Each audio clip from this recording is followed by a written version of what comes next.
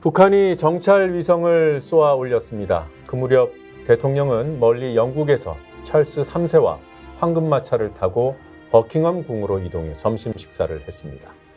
정부 행정 전산망 마비 사태, 운영 복구에 사흘이나 걸렸고 원인도 미궁인데 주무부처 장관인 이상민 행정안전부 장관은 대통령 수행과 이미 약속된 일정이라는 이유로 영국으로 떠났습니다.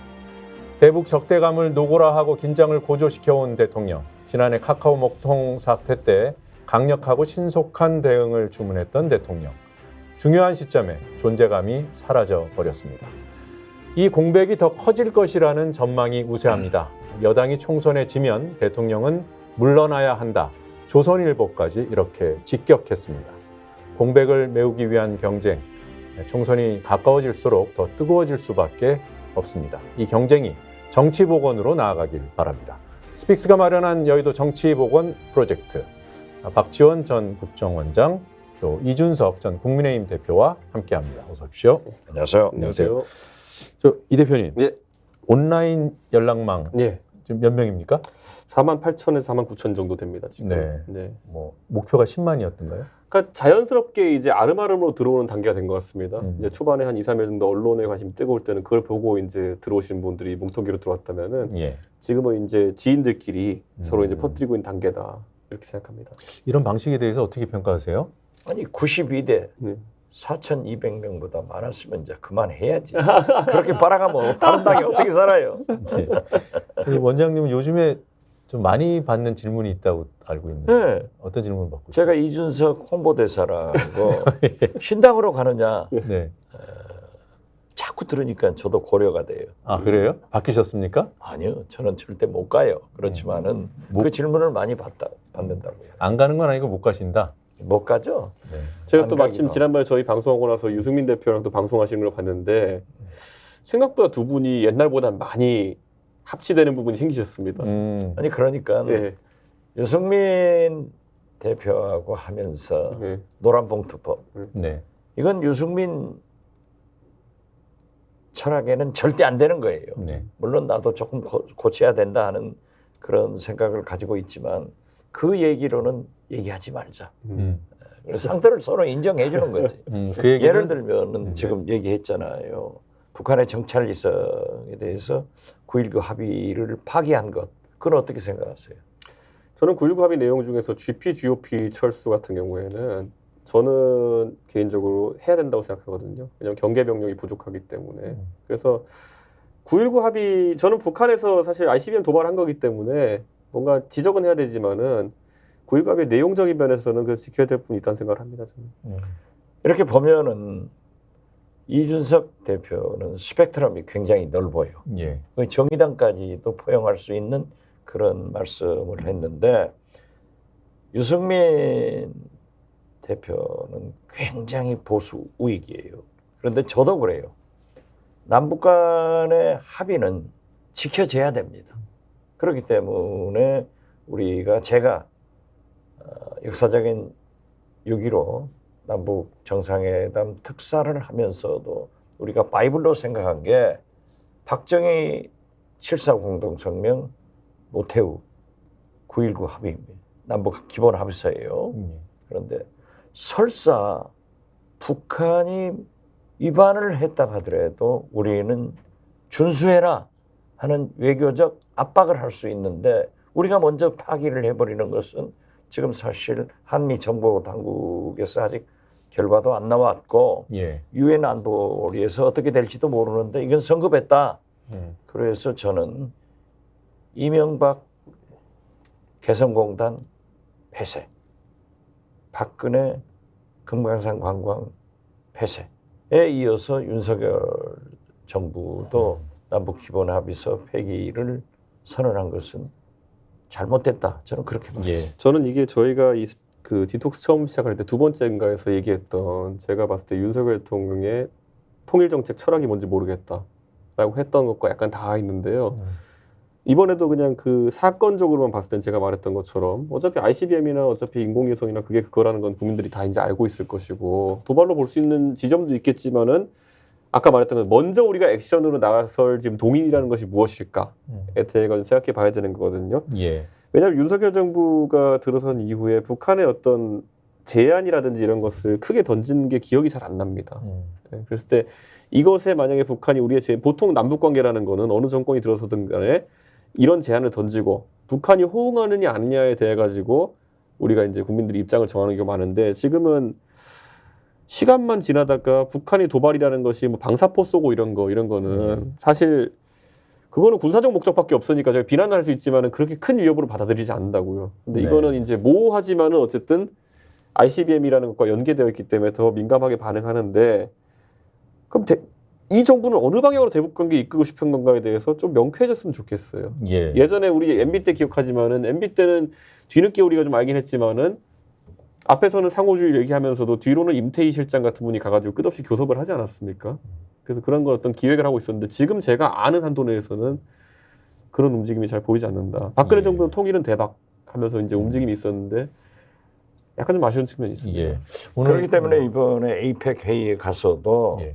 사실 미중 정상회담이 가장 이목을 끌었고 필요하고 예. 그 곧 이어서 우리가 한중 정상회담을 해야 되는데 시진핑이 미국과 일본과는 하면서 윤석열 대통령과는 63초 이 정도밖에 악수만 하고 헤어졌단 말이에요. 예, 그것도 먼저 갔죠, 윤 대통령이. 이것이 지금 현재 제가 볼 때는 북일 간의 대화가 되고 있는데 완전히 코리아 패싱이 이루어지고 있다. 예. 저는 그렇게 봐요. 네. 오늘 이 맛보기 토크가 전혀 없이 뜨거웠습니다. 네. 이제 본질로 돌아가 보면 제가 질문을 신당에 대해서 드렸는데 제가 듣고 요약을 해보면 이렇습니다.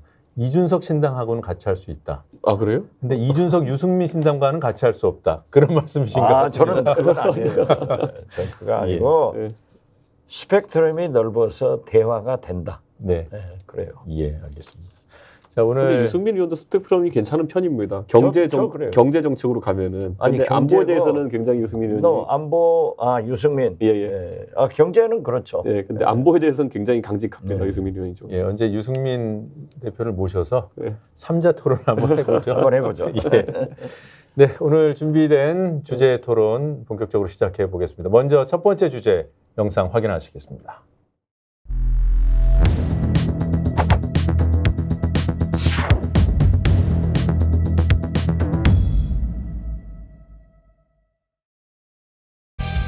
대통령 탄핵은 150명이 있어야 돼요. 150명 이상 가지고 발의를 해놓고 그리고 나서 반윤연대를 형성할 수 있는 행동을 민주당이 먼저 보여야 되지 않을까라는 생각을 해요. 그 행동이 저는 윤석열 탄핵 발의라고 생각해요.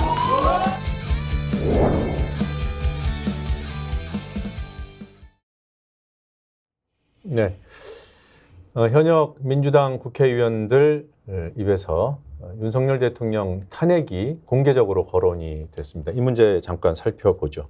민주당에서 나오는 대통령 탄핵, 이 총선 전략으로는 도움이 되겠습니까? 제가 금년 2월부터 지금까지 전국에 약 50회 이상 강연을 다녔습니다. 예. 그런데 2, 3, 4회는 물론 제 강연을 들으러 오시는 분들은 민주당 지지, 야권 지지 성향이죠. 한 20, 30%가 윤석열 대통령을 이대로 둘 수 없다. 끌어내려라. 탄핵하자. 그랬어요. 그런데 6, 7로 가면서 3, 40%가 되더라고요. 저는 그때마다 이상 헌정 중단이 되면 안 된다. 그래서 대통령은 치열하게 선거를 했지만은 되면은 성공할 수 있도록 협력하는 것이 김대중의 행동하는 양심이고 노무현의 깨어있는 시민정신이다. 반대했어요. 물론 지금 더 강합니다.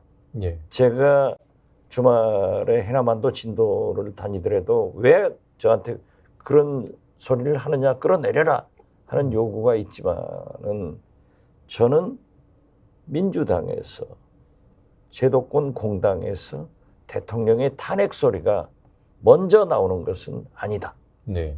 지금까지 뭐 촛불도 그렇고 60도 그렇고 4.19도 그렇고 모든 게 정치권에 나온 게 아니에요. 네. 박근혜 탄핵만 하더라도 촛불이 민중이 국민이 태워 올라가지고 정치권에서 마지막 화룡점정을 했는데 그런 의미에서 보면은 저는 민주당에서 그러한 얘기를 하는 것은 안 좋다 그렇게 봐요. 예, 도움도 안 될 것이다. 그렇죠. 예. 민주당 이른바 주류에서 윤석열 대통령 탄핵을 추진할 것으로 전망하십니까? 이재명 대표는 예전에 박근혜 대통령 탄핵 시기에 안철수, 문재인 두 분은 주저하는 사이에 먼저 탄핵을 얘기해가지고 속된 말로 좀 타이밍상 재미를 본 분입니다. 사이다 발언. 그렇죠. 근데 그때 본인이 어쨌든 뭐 여권 그 당시 뭐 민주당 내에서의 3등 대선 주자로서의 지위에서는 할 수 있는 도박이었지만은 지금 상황에서 야당의 제1야당의 대표인 입장에서 할 수 있는 그런 도박 또는 도전은 아닐 것이다. 저는 이렇게 봅니다. 왜냐하면 그 당시에 국민들이 이 빌드업했던 과정이 있었어요. 예. 처음에 JTBC 태블릿 보도가 나왔을 때 많은 사람들은 좀 이상한데 이런 생각 갖고 있었는데 나중에 대통령이 나와가지고 최순실 씨를 옹호하는 듯한 모습을 보이면서 확 불이 타오른 거거든요. 만약 그때 돌아가가지고 박근혜 대통령이 아 이런 일이 있어서 송구하다. 근데 나는 잘 모르는 일이었고 이 최순실이라는 사람은 조사해가지고 일벌백계 하겠다 이렇게 갔으면 그걸 지켜봤지 국민들이 탄핵으로 바로 불타오르진 않았을 거예요. 근데 마찬가지로 지금도 몇 개의 지뢰가 있긴 합니다. 대통령께서 밟으실 걸로 예상되는 그리고 다른 길이 없어 보이는 지뢰들이 있긴 한데 이 지뢰를 밟은 다음에 그런 것들이 타오르는 것이지 아까 원장님 말씀대로 민주당에서 지금 먼저 확성기 들고 얘기한다 해가지고 여론이 따라가지는 않습니다. 국민들은 탄핵하기 싫어해요. 탄핵은 정말 마지막 수단입니다. 본인들이 선출한 권력을 끌어낼 수 있는 마지막 수단인데 그걸 누가 앞장서서 감히 정치인이 먼저 떠들고 다닌단 말입니까? 저는 그래서 민주당에서 이걸 들고 나오는 건 굉장히 잘못된 전략이다. 오히려 제가 약간 비슷한데 다른 걸 얘기 드리자면요. 예. 지금 홍익표 원내대표는 오히려 좀 신중하게 김건희 여사에 대한 특검 얘기를 이제 많이 하고 있잖아요. 그래서 빠르면은 12월 8일쯤에 통과될 수 있다. 아니면 내일 상정할 수 있다. 뭐 이런 거 이제 계속 얘기가 나오는데, 이거는 사실 국민의힘한테 트라우마입니다. 왜냐면은 우선 이 특검 표결을 하게 되는 순간 한 번은 거부권이 돼서 돌아나올 수 있습니다. 그러면 제2요구가 들어오면은 당에서 어떻게 대처할 것이냐. 바로 민주당에서 국민의힘에게 방탄 프레임을 걸 겁니다. 예. 만약에 제2요구에 동참하지 않으면은 국민의힘은 특검을 막는 방탄 세력이다. 네. 이거 몇 달 전에 당하던 거잖아요. 민주당이 그대로. 그걸 대갚아줬을 때 그때 여론이 어떻게 움직이느냐가 굉장히 중요한 것이지 지금 아무리 앞장서서 먼저 탄핵으로 선도하려고 한다고 국민이 따라가지는 않습니다. 두 분 다 부적절하다는 의견 뭐 동일한데요. 그 어떤 정치적인 어떤 유불리나 전략으로서의 효용성 이걸 다 떠나서 윤석열 대통령이 이렇게 탄핵으로 책임져야 되는 그런 불법 위법 그 집권기 내에 그런 게 있나요? 많죠. 아 그런가요? 네, 많죠. 많지만은 그러한 것을 구체적으로 지금 김건희 특검 이런 것도 복병이에요. 네. 그렇지만 어떻게 됐든 우리 국민들이 지금 현재 이승만 대통령, 박정희, 박근혜. 다 헌정 중단해서 쓰라린 역사의 경험을 가지고 있기 때문에 최소한 거기까지는 안 가야 된다. 네. 그래서 저희들도 지금 사실 윤석열 대통령한테 어떤 충고를 하는 것이 협력이다. 네. 그런데 그러한 것이 안 들어올 때는 지금 오늘 아침 그 조선일보 김대중 고문의 칼럼도 아까 인용을 하셨지만은 제가 볼 때는 겁박이에요. 조선일보 차원의 겁박이다. 조선일보 차원이 아니라 그건 김대중 칼럼이니까 네. 저는 그렇게 개인 의견으로 보지만은 겁박이다. 네. 왜냐하면은 만약 총선에 패배를 하면은 윤석열은 내려올 수 있고 대통령 다시 뽑을 수 있다. 이런 것을 그 탄핵과 연결시켜서 네. 생각하게끔 만들어주더라고요. 예. 그 얘기 조금 이따 다시 한번 말씀 여쭙도록 하고요. 아까 지뢰가 몇 개 있다고 했잖아요. 특히 네. 피하기 어려운 다른 길이 없는 지뢰 어떤 겁니까? 아까 말했던 것처럼요. 특검 같은 경우에 당연히 이건 피할 수 없는 지뢰가 될 것이다. 네. 그리고 지금 60조, 70조 세수가 펑크난 상황 속에서 얼마 전에 며칠 전이 그저께죠. 달빛 고속철도를 시속 300km 이상의 고속철도 복선으로 건설하겠다라고 해서 한 네. 12조 이렇게 증액된 것이 저는 평상시 같으면 이제 동서간의 화합을 위해 가지고 그런 것을 예타면제로 추진하는 것에 문제는 없겠으나 전체적인 긴축 재정하에서 그렇게 십몇 조를 더 쓰겠다는 걸 결정해 버린다든지 이런 건 물론 여야 합의에 의한 거긴 하지만은 국민들이 지금 받아들이기가 어려운 부분이 있을 겁니다. 예. 왜냐하면 지금 경제 상황이라는 것이 올해에서 내년까지 넘어가면서 정부의 예측의 범위를 넘어선 정도의 지금 불황이 지속되고 있거든요. 예. 저는 솔직히 말하면은 총선이나 모든 선거는 특히 경제와 밀접한 상황이 있는 속에서 대통령이 지금 이 파고를 넘기 쉽지 않으실 거다. 최근에 사우디 가셨을 때는 그 사우디가 뭐 현대중공업 배를 뭐 20몇 척 샀다 이런 거라도 이제 기사가 됐었잖아요. 근데 이번에 안타까운 건 영국 가셨을 때는 뭐 찰스 3세를 만나는 것도 좋고 황금마차 타시는 것도 좋은데 오늘까지는 기사가 나온 게 우리가 영국에 무슨 23조를 투자하기로 했다밖에 없어요. 그러니까 이런 게 경제 성과나 이런 것들을 국민들이 체감할 수 있는 결과가 나오지 않기 때문에 예. 암초가 굉장히 크다 이렇게 봅니다. 예.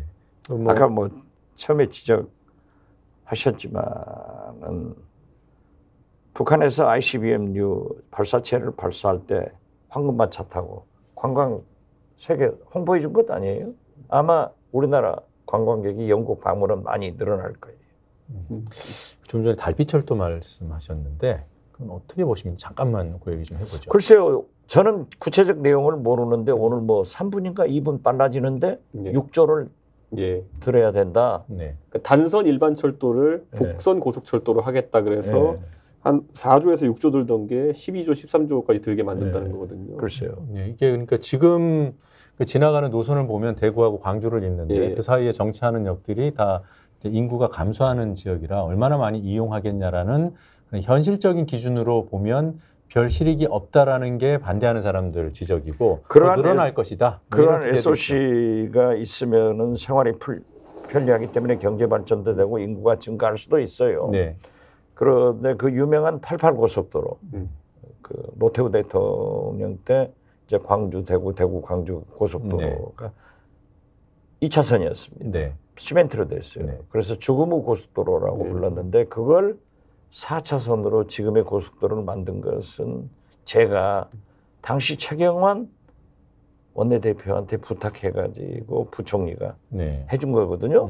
그런데 그거 가지고도 상당히 좋아졌는데 글쎄요. 지금 철도망이 굉장히 시급하지만은 달빛고속도로 자체를 반대하는 게 아니라 철도. 네.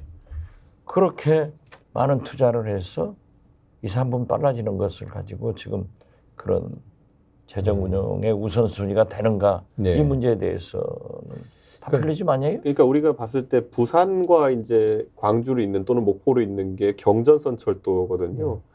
근데 저도 순천 살아보면서 느꼈지만은 경전선 철도가 고속철도도 아니고 그냥 준고속화 되는데도 구간을 한 대여섯 개로 나눠가지고 거의 20년 넘는 세월이 이제 걸린 겁니다. 네. 근데 지금 그렇게 제가 봤을 땐 물동량이라든지 아니면은 사람이 왔다 갔다 하는 양 같은 경우에는 부산과 광주가 훨씬 더 많지 않을까라는 생각을 했거든요. 네. 그런데 대구와 광주라는 도시가 각 진영의 정치적 상징 도시이긴 하지만은 고속철까지 되어서 2분 단축하는 게 필요하냐에 대해서는 저는 항상 달빛철도에 대해서는 제가 찬성해 왔지만은 여기에 6조 7조를 더 넣는다. 이거는 너무 각 당의 주요 정치인들이 있는 곳에 홍보용 멘트를 위한 게 아닌가 생각이 듭니다. 그건 한번 이 부산에서 목포가 목포에서 부산 가는 게 제가 목포 국회의원을 할 때 보면은 철도가 7시간이거든요. 그렇죠. 네. 그렇죠.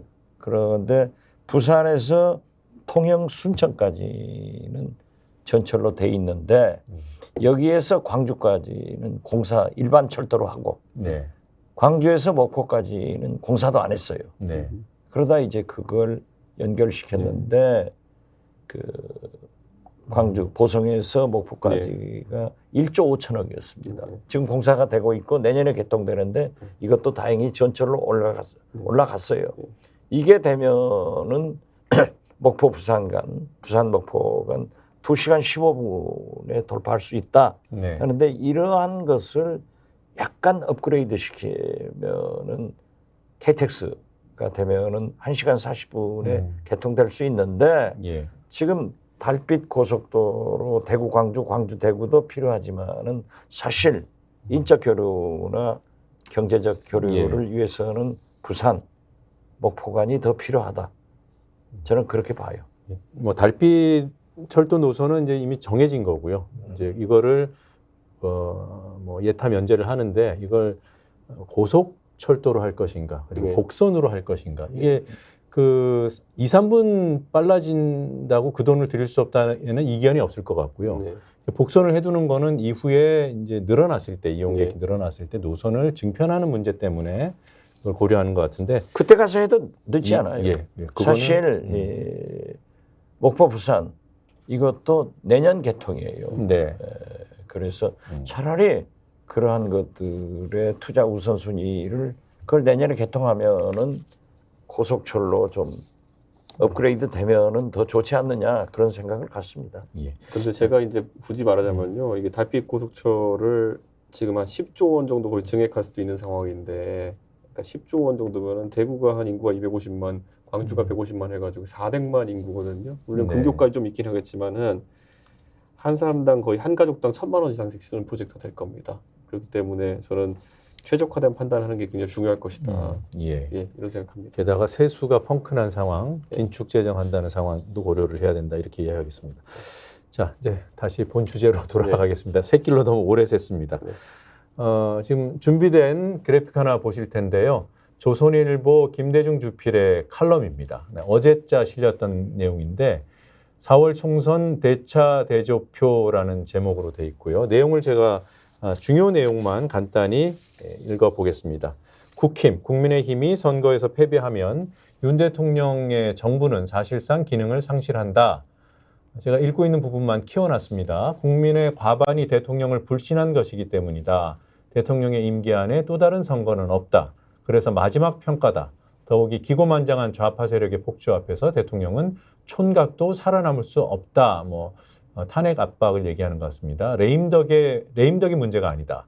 임기와 상관없이 물러나는 것만이 선장 없는 나라의 혼란과 참담함을 면하게 하는 길이다. 이어지는 대목에서도 이렇게 되어 있습니다. 윤 대통령에게 애국심이 있다면 임기를 구실로 이런 난국을 방치하지 않을 것이다. 우리는 또다시 대통령 선거를 치러야 하는 사태에 직면할 것이다. 대놓고 이제 물러나라는 거잖아요. 총선에 진다면. 김대중 고문이 약 한두 달 전에도 저런 비슷한 네. 칼럼을 썼어요. 근데 만약 총선에서 패배하면 윤석열 정부의 기능을 상실할 것이다. 예. 이 정도를 써서 저도 한번 만나 뵙고 그 얘기를 나눈 적이 있는데 오늘 아침 저 칼럼은 노골적으로 네. 진일보해서 저는 국민한테 안 찍으면 즉 코랑이냐 칼이냐 하는 이슬람교도들처럼 안 찍으면 대통령 선거 다시 한다. 네. 하는 식으로 들려드려서 저건 좀 끔찍한 것 같아요. 그러니까 유권자를 겁박한다는. 그렇죠. 국민을 예. 겁박하는 거죠. 저는 근데 이제 김대중 고문이 저런 칼럼을 썼을 때 저는 아까 쓴 취지는 저도 비슷하다 생각하고요. 그러니까 결국에는 보수진영 유권자에게 이걸 성전으로 격상시키는 거죠. 이것은 아까 표현대로 좌파 세력의 폭거를 막기 위한 여러분의 성스러운 투표가 돼야 된다라고 이제 치환하기 시작하는 거거든요. 네. 그런데 이게 참 특이한 겁니다. 보통 여당에서 이런 젖을 쓰지 않습니다. 네. 보통 야당에서 이제 뭐 민주주의가 희생되는 걸 막기 위해서 이걸 뭐 투표로 막아내자 이런 게 나오는 거거든요. 근데 지금 이재명의 폭거를 막기 위해서 투표해 주세요가 여당의 메시지라는 거는 좀 과하다는 생각이 들면서도 그리고 저 전술 자체가 만약에 김대중 고문이 그런 집결 효과를 노린 거라면은 너무 일찍 나왔다. 네.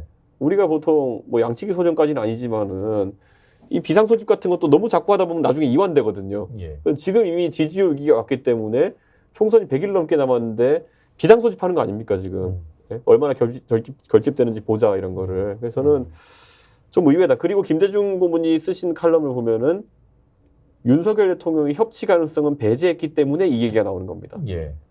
여소야대면 어떻습니까? 만약 대통령이 협치를 한다 그러면은 충분히 국정을 이끌어 나갈 수 있죠. 그런데 여기 지금 기본 논리 구조가 뭐냐면은 여소야대 상황이 발생하면은 이미 나라 망한 거니까 윤석열 대통령은 그냥 물러나야 된다. 예.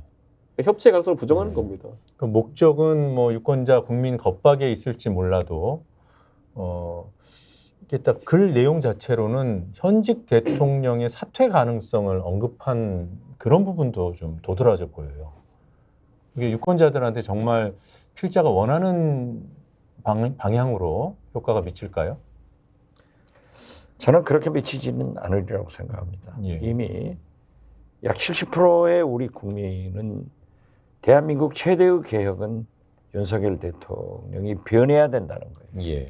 그런데 그분들이 전부 우리 이준석 대표부터 변하지 않을 것이다. 저도 변하지 않는다고 봐요.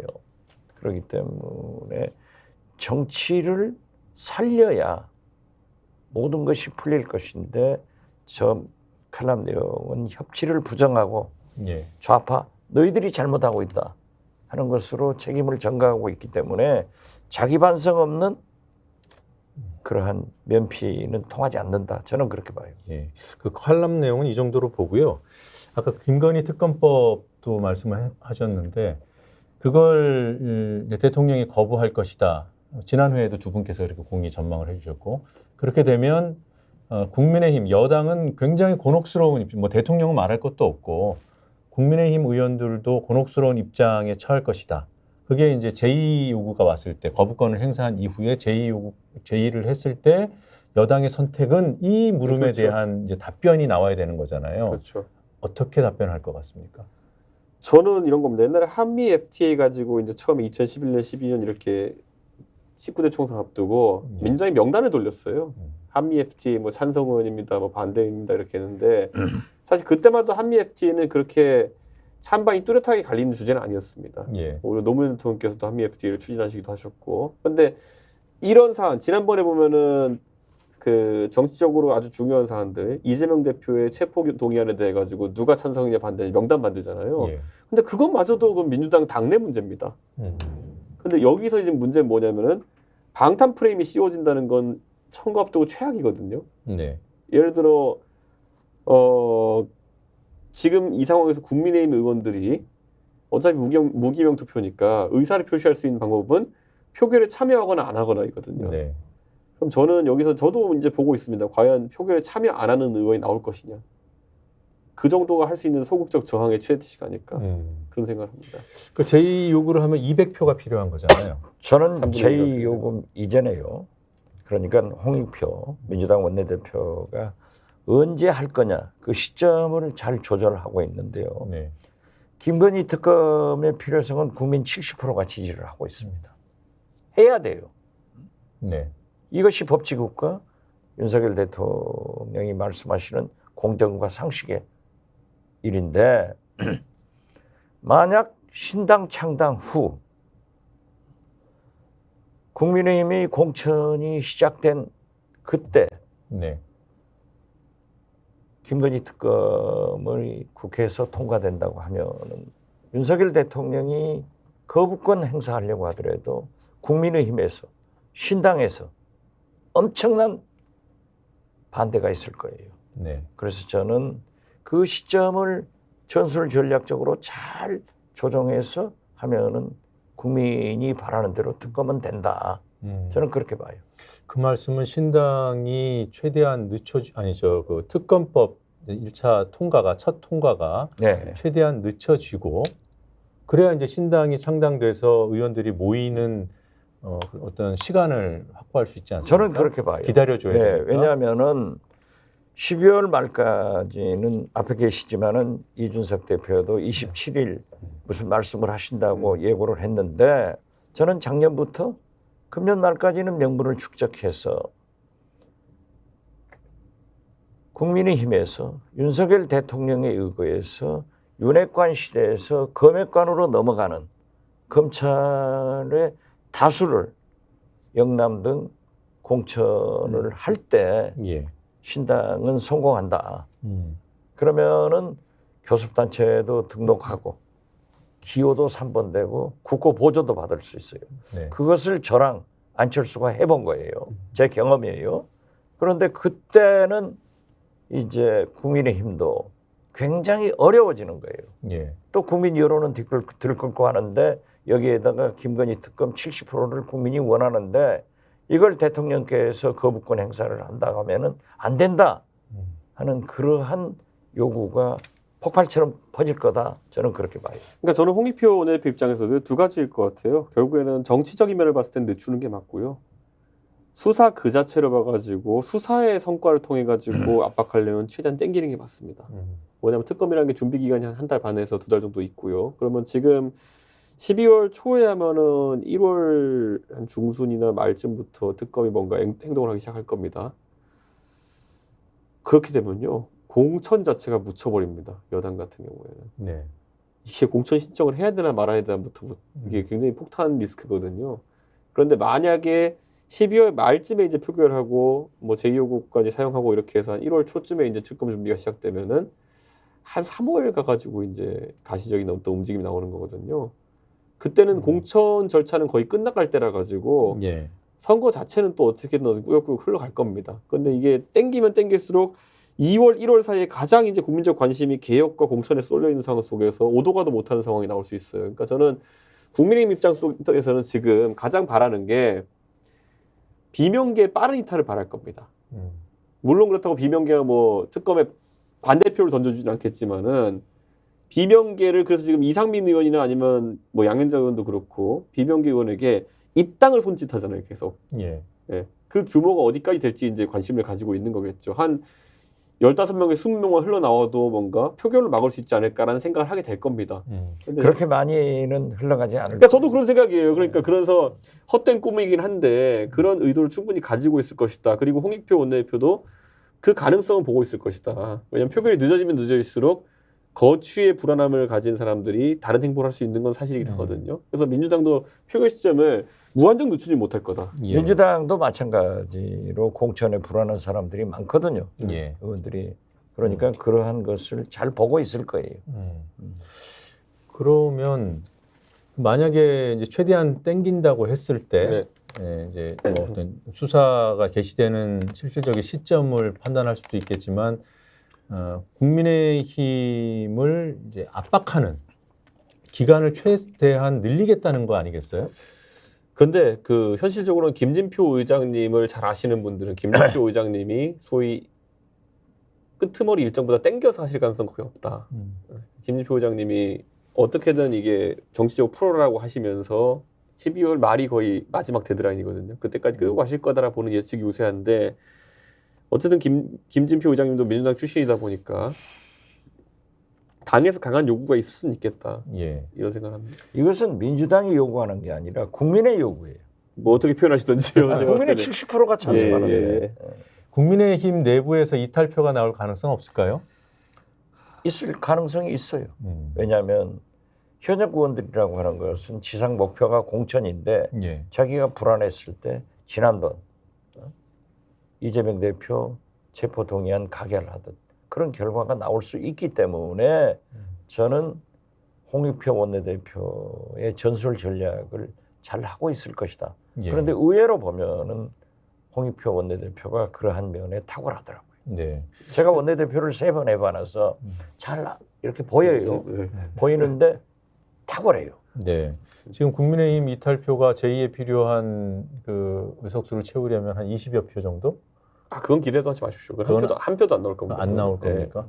그 단계, 그러니까 첫 번째 표결 단계에서는 안 나올 거고요. 그렇죠. 그렇죠. 제2 요구할 때는 그때는 그러니까 김건희 여사에 대한 투표가 아니라 지도부에 대한 투표가 사실 되겠죠. 네. 거기서 만약에 제2 요구에서 무너지게 되면은 지도부가 버틸 재간이 없고 그냥 무너지는 거거든요.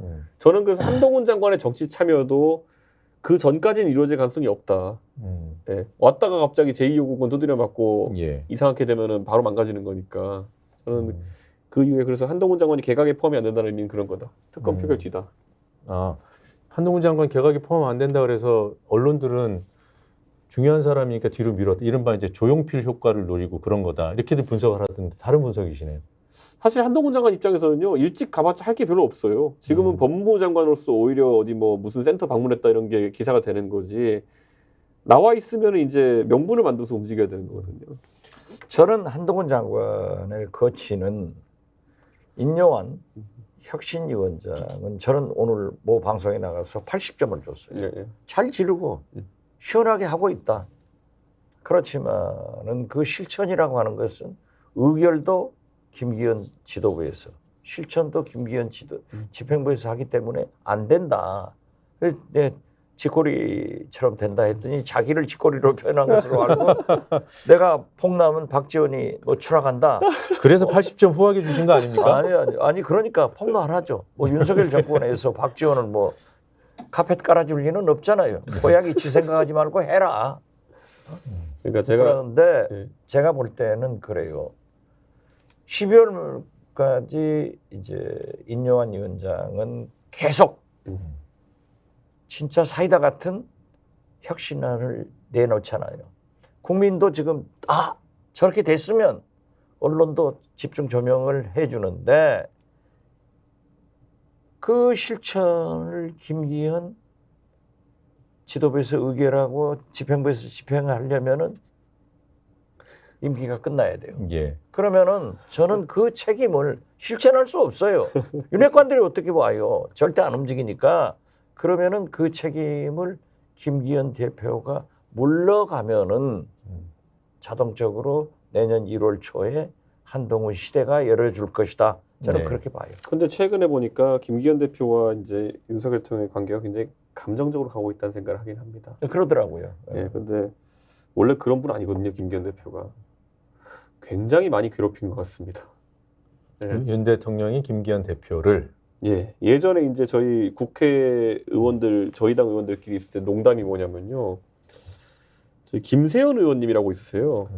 저 부산. 부산에 이제 김진재 의원 아들이시죠. 근데 김세현 의원이 한 이게 뭐 3년에 한 번 피는 꽃 이런 것처럼 3년에 한 번쯤 화를 내십니다. 그러니까 뭔가 우리가 봤을 때 김세현 의원이 화를 내시면은 그건 무조건 상대방이 잘못한 거다. 뭐 약간 그런 거거든요. 예. 인격적으로 훌륭하죠. 예, 근데 김기현 대표가 저 정도로 반응할 때는 제가 봤을 때는 거의 김기현 대표는 뭐 인내의 대명사 뭐 이런 거거든요. 웬만큼 수모를 당해도 버티기로 유명한 분인데 예. 저 정도로 반응하는 거는 진짜 엄청난 사퇴 압박이나 이런 게 있구나라는 생각을 하게 만듭니다. 이번 첫 번째 주제와 관련해서 한 가지만 더 짚어보겠습니다. 이 김건희 특검법을 대통령이 거부했을 경우에 뭐 여당에서 어떤 반응이 나올까는 이제 충분히 설명을 들었고요. 언론들은 어떤 태도를 취할까요? 여론을 살필 겁니다. 뭐 여론은 당연히 지금 뭐 박 원장님도 말씀하셨지만 여론은 지지세가 강하잖아요. 근데 이 임기 뭐 이번에 아까 김대중 칼럼을 분석했을 때도 저희가 김대중 주필이 어떤 위기의식을 가지고 썼는지를 굉장히 중요하게 봐야 되는데요. 그러니까 보수의 절멸을 우려하는 겁니다. 예. 예, 그런 상황인 거고 만약에 지금 이제 30% 중반대나 아니면 그 정도 지지율이 고착화됐는데 이 김건희 특검에 대한 거부권 행사를 된 걸 통해 가지고 최대한 10%까지 여론이 출렁인다. 그러면 이건 보수가 경험해보지 못했던 세계가 오는 겁니다. 예. 그러니까 유일하게 비견해볼 수 있는 게 뭐냐면은 광우병과 박근혜 대통령 탄핵 시기. 네. 뭐 그러면 그 정도는 보수가 한 80년의 역사상 최고의 비상사태로 받아들인 정도의 수준이거든요. 저는 그렇게 되면은 소위 보수의 여론을 주도하는 그 언론들이 가만히 있지 않을 거다라고 생각합니다. 손절한다. 더 때리겠죠. 더 때리고. 예. 언론은 예. 기자 출신이지만 후각이 발달됐어요. 예. 네. 냄새를 잘 맡는다. 그렇죠. 네. 그렇기 때문에 국민이 무엇을 바라고 있고 어떻게 진전되는가 하면은 바로 지금 후하게 평가해주는 그 언론이 매가 더 강해질 거예요. 예. 자, 김건희 특검법이 예. 이제 원내대표를 하면서 9명 인사청문회 낙마를 시켜봤어요. 그런데 딱 보면은 조선일보를 보면은 이건 낙마다 예. 결론이 나와요. 조선일보 처음에는 안 쓰는데 딱 잘못이 있을 때 보면은 일면 탑에서부터 2면 3면으로 써버리더라고요. 그러면 여지없이 낙마예요. 네. 저는 이제 그걸 보는 게 최근에 뭘 느꼈냐면은 조정훈 의원이 합당을 통해서 뭐 시대전환을 통해서 여기 온다고 했을 때 사람들이 조정훈을 좋아하는 사람들이 보수 쪽에 있었죠. 계속 이제 뭐 김건희 여사 옹호하고 이렇게 하니까. 그런데 조선일보가 입당한다고 하니까 그 합당한다고 하니까 바로 대문짝만하게 예. 거의 철새로 만들어 버렸거든요. 예. 그 다음부터 당내에서 조정훈에 대한 평가가 굉장히 애매합니다 지금. 그러니까 이게 이름 박아가지고 그렇게 사람 하나 때리는 경우가 드물거든요. 조선일보나 중일보가. 근데 그걸 보고 나서 이제 많은 사람들이 아 뭐가 있다. 네, 저도 근데 그 기사 인상 깊게 봤습니다. 저도 지금 보면 이제 그래서 윤석열 대통령의 어쨌든 행보에 있어가지고 탄핵 언급도 있었지만은 결국에는 이제 한동훈 장관에 대한 평가나 이런 것들도 언젠가 한번 조중동이 하고 진행할 겁니다. 예. 그때가 아마 진짜 승부처다라고 생각합니다. 예. 자, 두 번째 주제 지금 말씀 키워드 얘기해 주셨습니다. 이준석 신당 그리고 또 한동훈의 부상 이런 것들 두 번째 주제에서 다뤄볼 텐데요. 영상으로 먼저 확인하시죠.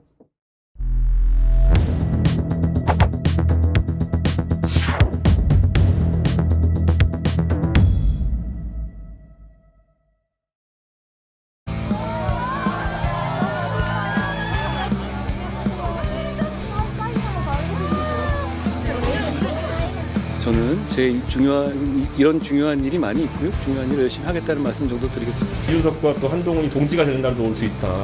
저는 그렇게 생각합니다. 대통령께서 이런 것들을 다 되돌리고 국정기조를 바로 세우신다 그러면은 제가 신당 창당할 동력이 그렇게 크진 않을 겁니다.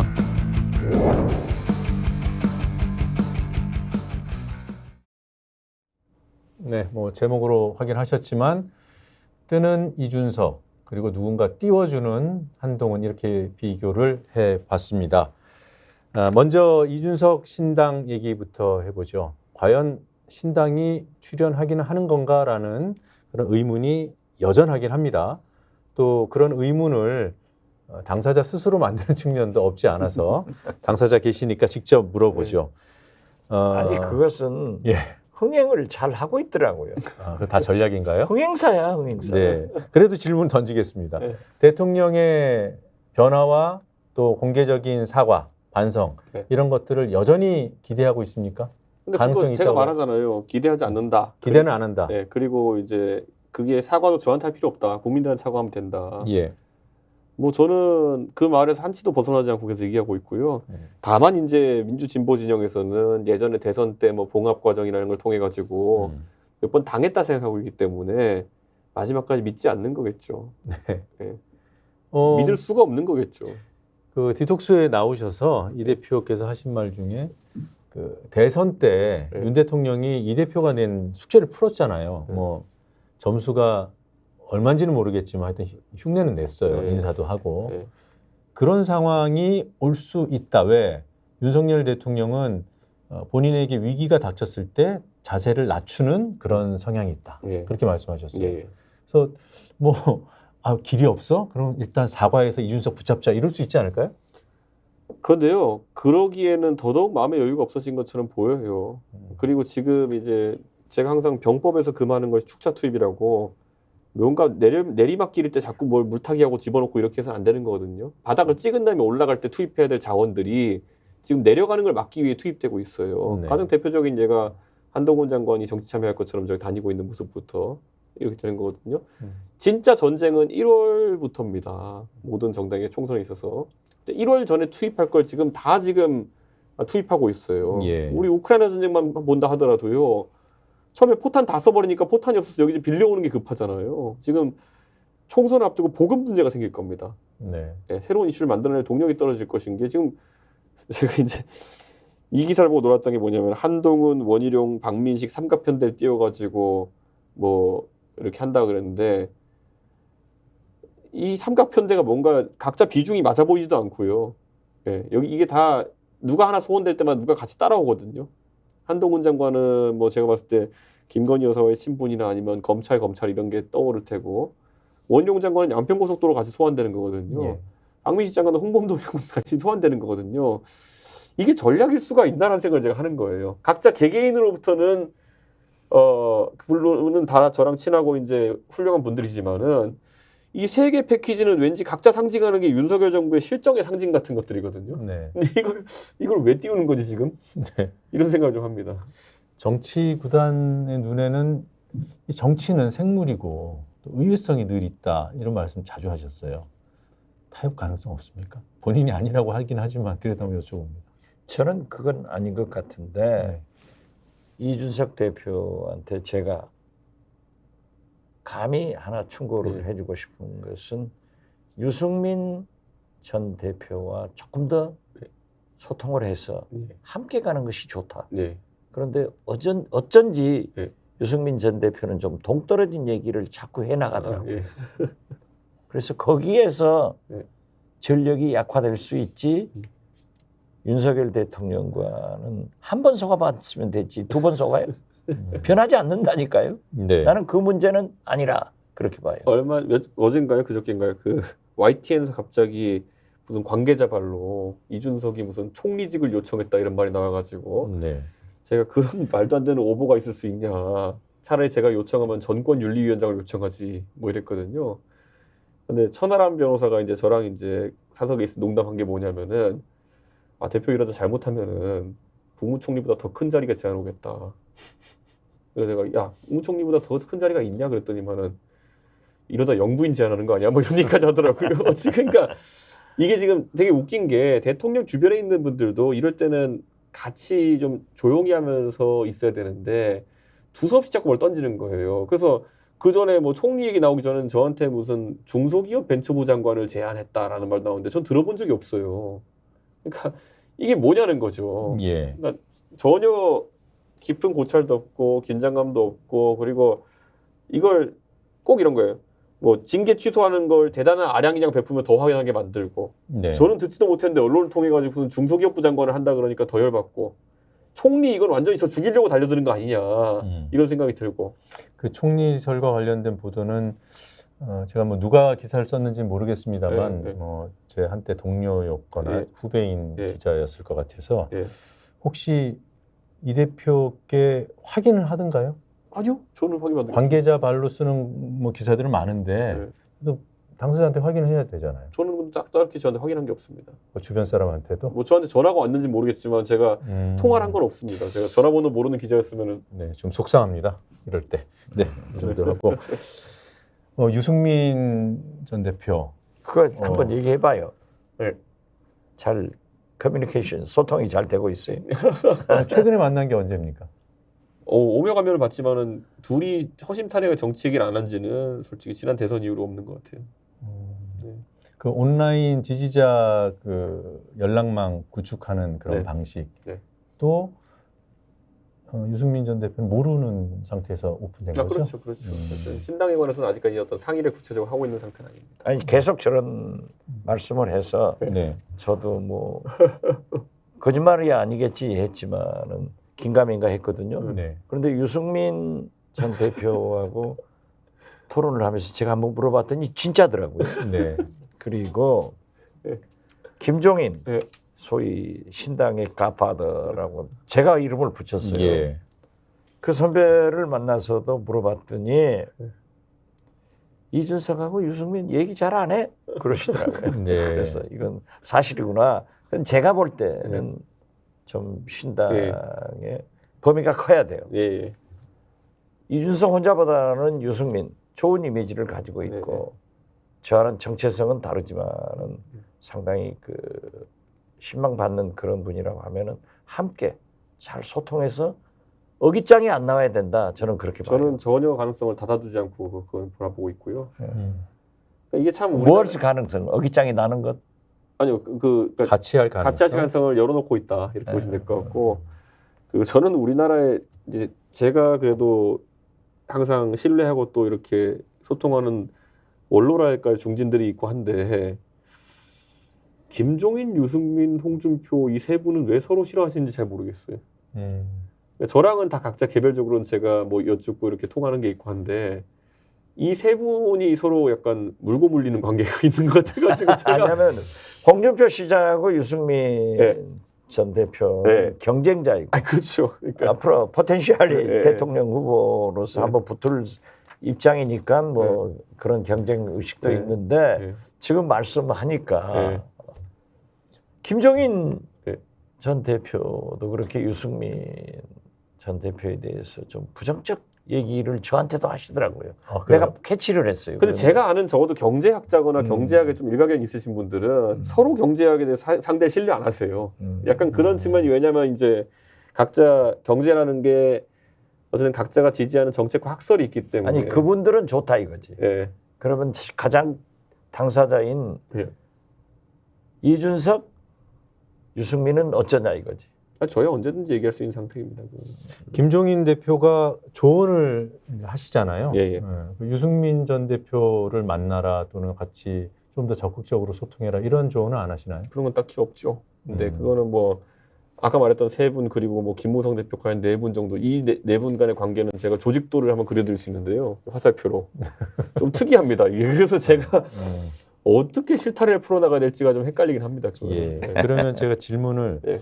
가능성은 있다고 했으니까 이게 이제 뭔가 함께하는 과정에서 처음부터 세세한 것까지 상의하고 방향을 맞춰가는 방식이 있지만 한쪽에서 이제 판을 딱 만들어 놓고 막판에 소위 말하는 모셔오는 과정이 있을 수 있잖아요.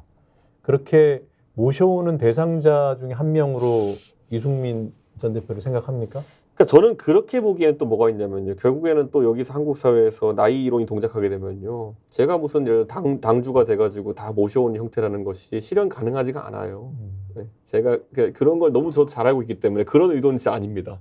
제가 다 판을 짜놓고 뭐 이렇게 모시려고 하는 판은 절대 아니고 다만 이게 결국 그 신당이라고 하는 것은 어느 정도 지형을 가지고 있냐에 따라 가지고 초기 성패가 결정된다 이렇게 보거든요. 네. 아까 저희 뭐 얘기했던 것처럼 반윤파이라는 게 있는 것인가 과연 그랬을 때 어떤 정치를 갖고 누구와 연대할 것이냐 이게 중요한데 아직 그거를 구체적으로 명시하기에는 모든 사람의 생각이 무르익지 않았습니다. 하다못해 이런 거죠. 이상민 의원과의 소통을 제가 뭐 어떤 내용인지 밖에 얘기한 적은 없지만은 이상민 의원님의 움직임의 폭이 넓을 것이다라는 예측은 제가 했어요. 그렇기 때문에 섣불리 이상민 의원과의 관계에서 제가 뭘 정립하려고 하는 시도를 하지는 않았거든요. 오히려 한 12월 한 중순쯤 되면 같이 얘기할 수 있겠다. 먼저 상견례를 하고 이렇게 만나뵌 다음에. 근데 지금 제가 봤을 때는 이상민 의원도 생각이 지금 폭이 크신 것 같아요. 지금. 국민의힘 입당 가능성이 커 보이는 거 아닙니까? 이상민 의원은 보따리를 이미 싸놨는데 어디로 차표를 가요? 아직 안 샀었어. 송대관이 차표 한 장 사들고 이제 샀더라고요. 그런데 네. 국민의힘으로 간다는 것으로 이제 보이고 네. 어제 대덕에서 그렇게 대덕이라는 게 과학단지 이상민 의원 선거구예요. 저도 네. 그 저하고 친해서 자주 갔었는데 거기에서 그렇게 카펫을 깔아줬는데 그리 가겠죠. 네. 그리고 뭐 네. 국민의힘 김웅 의원도 네. 이런 소리 저런 소리 잘 하는 분인데 네. 뭐 우리 비대위원장 네. 이런 것을 할 수 있다 하니까는 그리 가는 거고 1위는 안 오는 것 같아. 저는 제일 네. 중요한 게 네. 단도직입적으로 물어서 이준석의 스타성, 네. 대중성을 가지고 신당을 창당하면은 당 대표를 하고 대권 후보는 유승민으로 가고 있느냐 그러한 암묵적인 그런 합의는 있었느냐 그게 좀 궁금해요.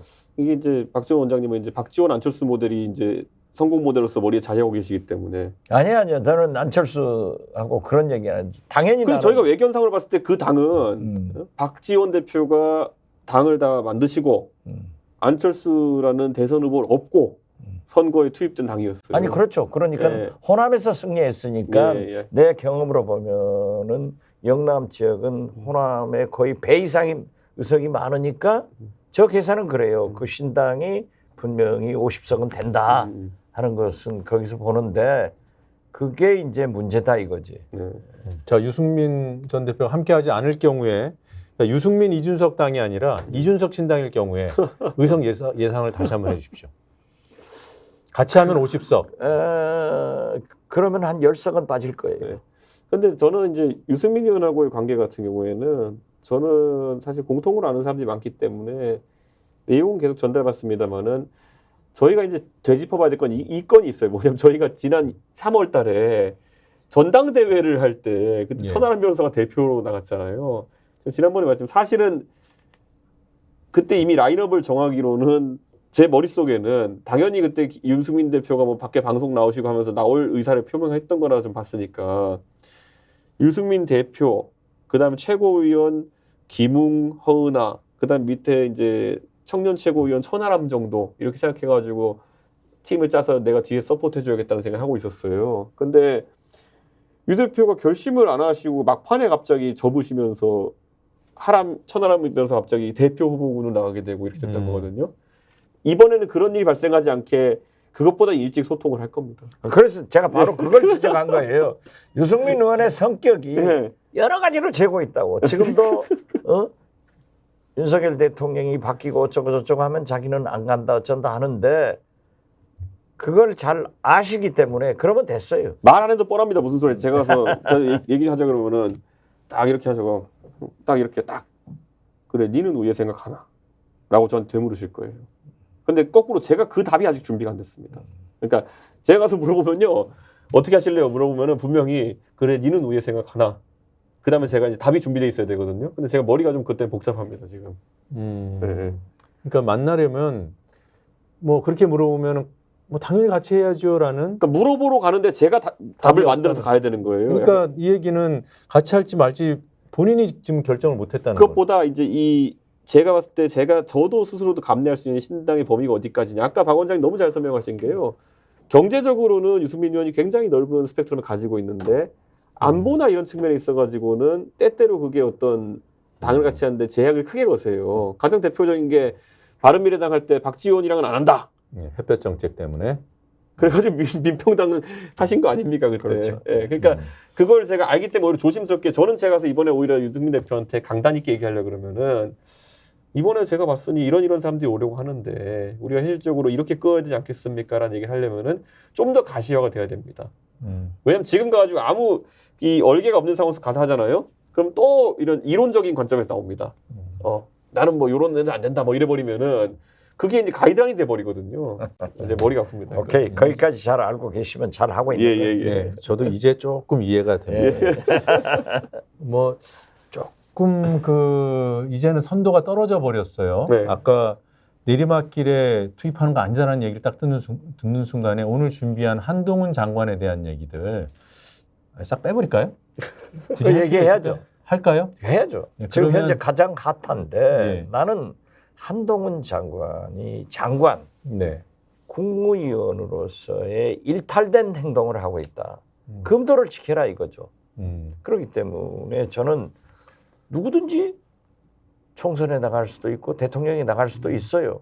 그렇지만은 그 직을 이용해서 국회에서 일어나는 일들을 장외에서 마치 국민의힘 수석 부대변인처럼 그런 얘기를 하는 것은 오만이다. 예. 그래서 하지 마라.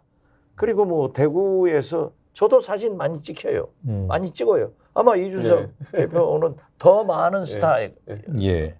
그걸 좀 자랑해서 뭐 3시간 했다 어쨌다 하는 것은 장관 국무위원이 할 일이 아니에요. 예. 그렇기 때문에 그렇게 정치하려면은 깨끗하게 나가서 해야지. 왜?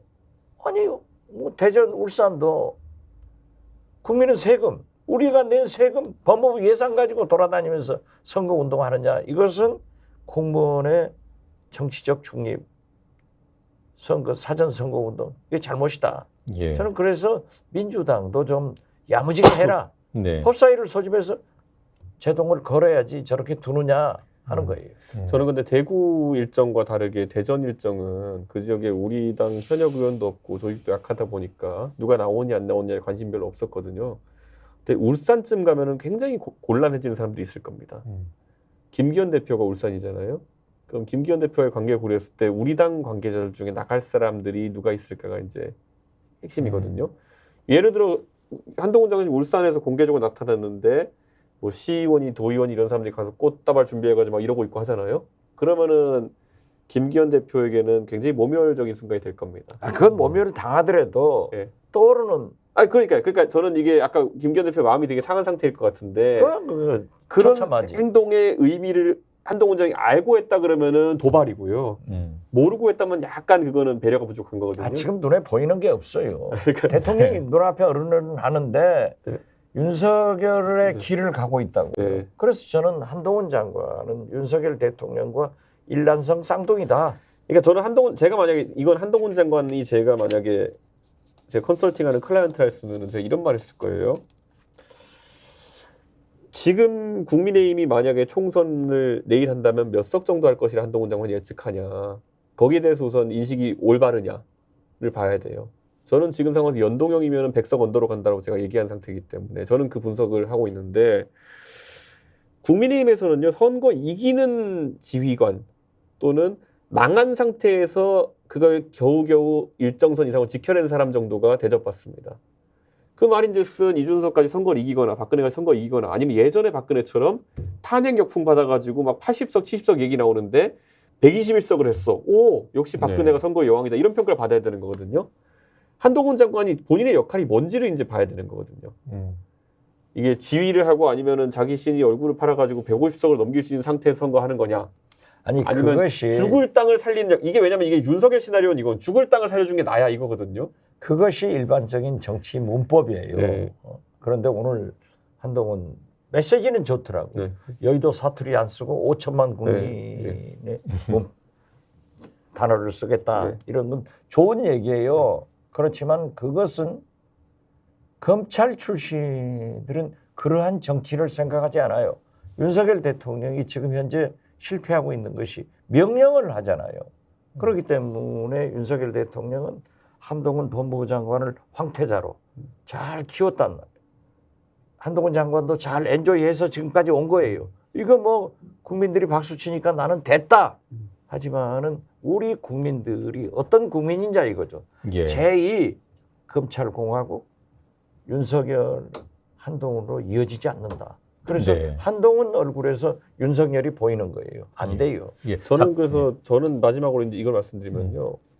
한동훈 장관이 지금 등판하는 타이밍은 우리가 지난번에 진은정 변호사 사진을 놓고도 여러 사람들이 평가를 했는데요. 이 타이밍은 솔직히 말하면 냉정하게 제 의석수 예상으로는 좋은 타이밍이 아니다. 저도 그렇게 생각해요. 바닥을 찍었다는 확신이 생겼을 때 우리의 구원자 한동훈 선생님 이렇게 와야지만이 총선 결과에 대해서 조금 덜 부담을 가지는데 지금 이렇게 등장하면 좀 애매합니다. 그리고 예. 등장도 예. 그렇게 국민이 또는 국민의힘에서 당원들이 국민의 의원들이 그렇게 불러들이는 게 아니라 자기가 그러고 다니면은 잘난 척하는 거지. 오만이에요 저것은. 네, 알겠습니다. 네, 두 분 일정들이 있어서 더 한 30분 정도는 더 얘기를 이어가고 싶은데 여기서 잠시 마무리하고 두 분 중에 한 분은 보내드려야 될 것 같습니다. 누가 가셔야 되는지는 조금 이따 직접 확인하시기 바랍니다. 제일 바쁘신 분입니다. 그렇게 답을 얘기해 버리시면 사실은 제가 오늘 고려대학교 학생들하고 이제 토론회 비슷한 게 있어가지고 예, 제가 알겠습니다. 죄송하게 됐습니다. 자, 일단 바쁘셔야 돼요. 예, 바쁜 분은 보내드리고 안 바쁜 저희들은 아이고. 조금 더 하는 걸로. 예, 디톡스 타이틀 알곡은 주십시오. 보내고 쭉정이는 나오고. 아이고.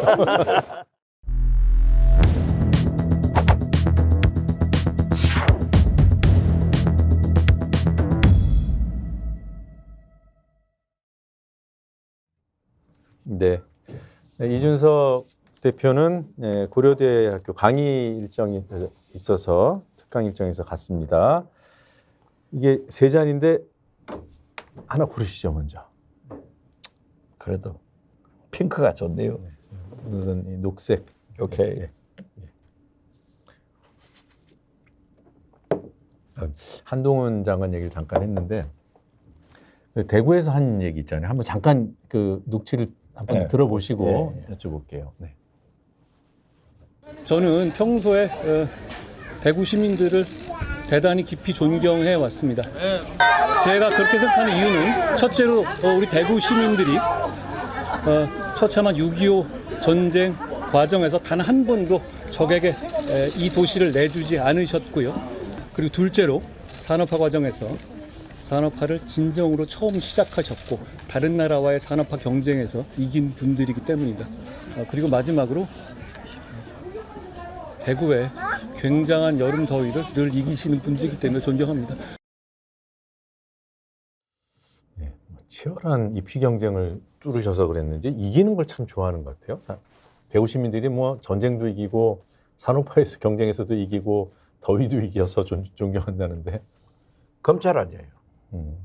검찰은 절대 지지 않습니다. 네. 사과하지 않습니다. 하면은 자기들이 기소한 피고인이 무죄가 되니까. 네. 그래서 저는 홍준표 시장이 저에게 하고 얘기를 하면서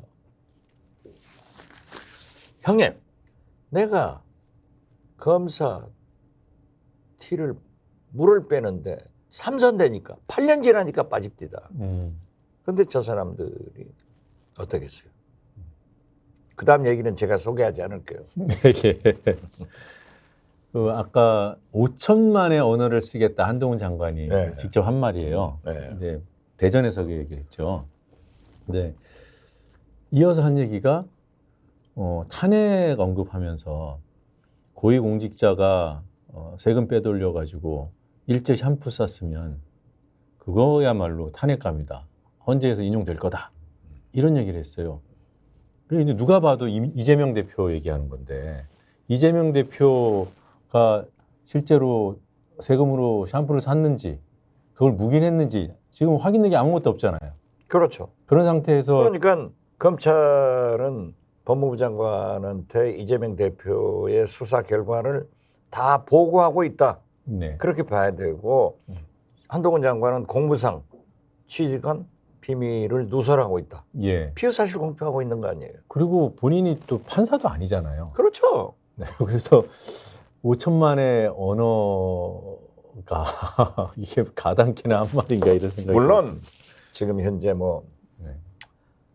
민주당 측에서 좀 막말이 나와가지고 코너에 있으니까 그런 얘기를 한다고 봐요. 예. 그렇지만은 또 정치인은 대통령은 여의도 문법을 알아야 됩니다. 네.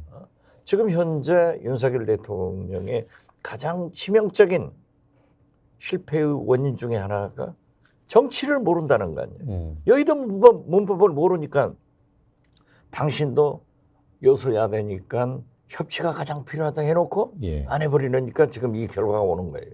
예. 그래서 저는 뭐 공부 잘하는 사람이 국민의 언어 쓰는 건 좋다. 여의도 사투리 안 쓰겠다.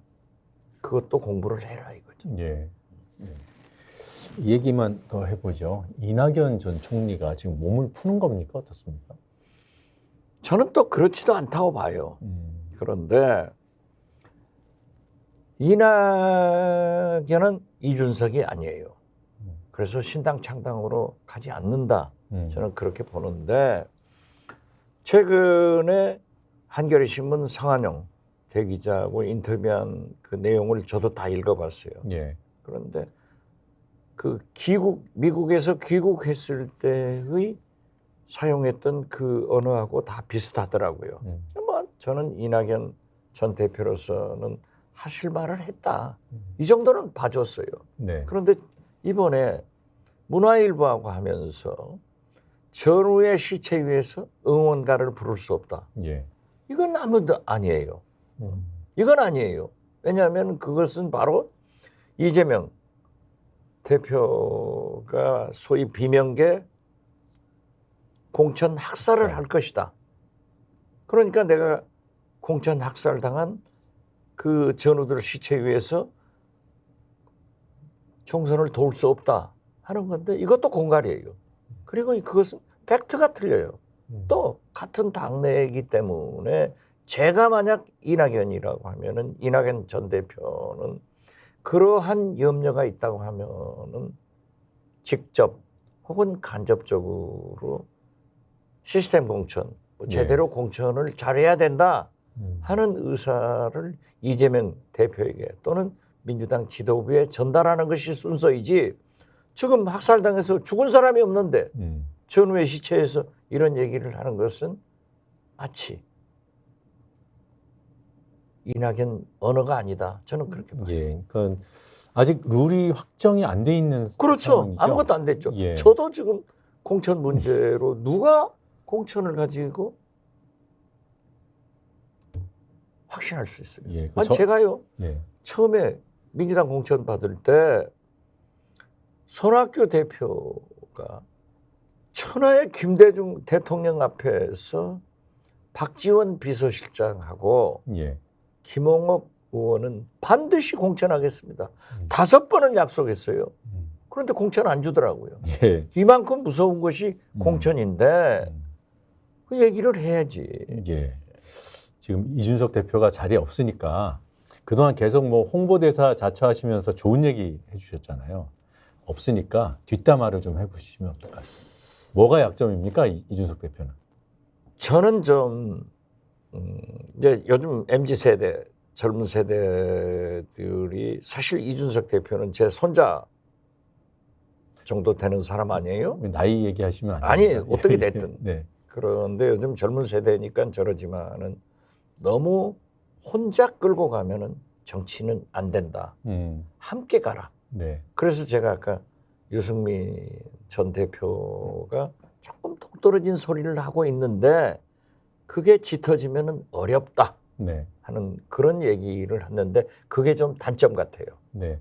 그 정도로는 이게 자리를 비우면 안 되겠구나. 이게 안 될 것 같아요. 조금 더 센 비판 없습니까? 없어요. 없어요. 오늘 제가 보니까 진정한 이준석- 홍보대사신 것 아니 같은데. 아니 제가 어디 갔으니 그래요. 예. 제가 무슨 이준석이 뭐가 무서워서 얘기를 못 하겠어요. 윤석열 대통령한테도 함부로 하는데 이 이준석 대표는 실력이 있고 네. 독서를 많이 했더라고요. 음.